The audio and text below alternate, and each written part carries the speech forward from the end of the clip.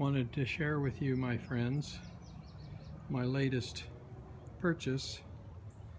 This is a 1990 Honda PC800.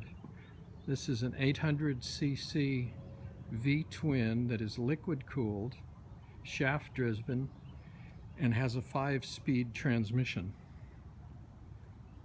It is a very cool motorcycle as motorcycles go. They were only made for about 10 years, beginning in about 1986. PC stands for Pacific Coast.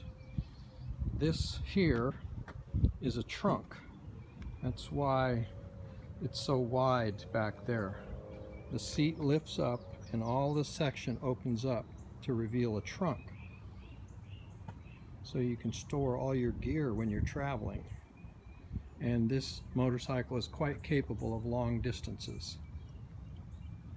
It was a barn find up in Georgia, and it has 32,960 miles on it. It has been garage kept all of its life. And I know most of you want to hear what it sounds like, so we just turn the key on, push the starter button,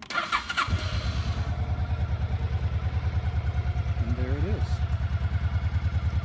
My 1990 Honda PC800.